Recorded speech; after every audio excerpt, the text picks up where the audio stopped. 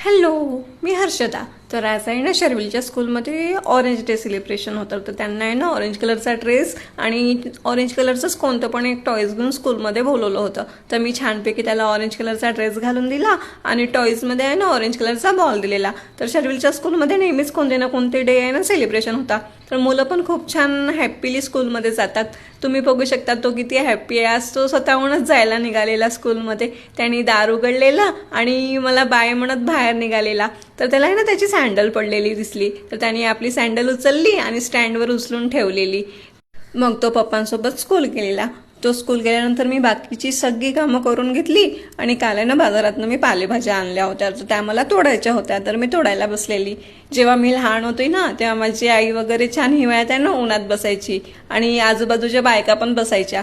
त्या गोष्टी पण सांगायच्या आणि पालेभाज्या पण तोडायच्या. ते पण दिवस किती छान होते ना लहानपणीचे, आठवतात कधी कधी. त्यानंतर शर्विलचा इकडे पराक्रम सुरू होता. तो कैचीनी सांबार पूर्ण बारीक बारीक कापत होता. पण मी त्याला काही म्हटलं नाही, कारण मला माहिती होतं समजा मी त्याला काही म्हणेल तर तो अजून अजून करेल. लहान मुलांचं तसंच असतं. जी गोष्ट आपण त्यांना नको करू म्हटलं ना ती मुद्दामून पुन्हा तीच करतात. त्यामुळे मी त्याला काही म्हटलंच नाही, करू दिलं. तो त्याने थोडा वेळ केलं मग तो थकलेला तर त्यानेच ठेवून दिलेलं.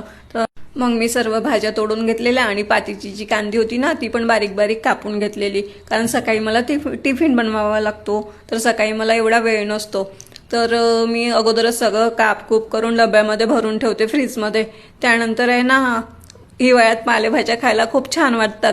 पण त्या तोडायच्या वेळेस खूप त्रास होतो, कारण एवढ्या वेळ बसून त्या तोडाव्या लागतात. कोणाकोणाला माझ्यासारखा त्रास येतो तोडायसाठी. पण खायचं आहे तर तोडावं तर लागणारच. त्यानंतर मी सगळं उचलून ठेवून दिलेलं. शर्विलनी जो पसारा केला होता तो पण पूर्ण साफ केलेला. तर भेटूया नेक्स्ट ब्लॉगमध्ये. तोपर्यंत बाय बाय.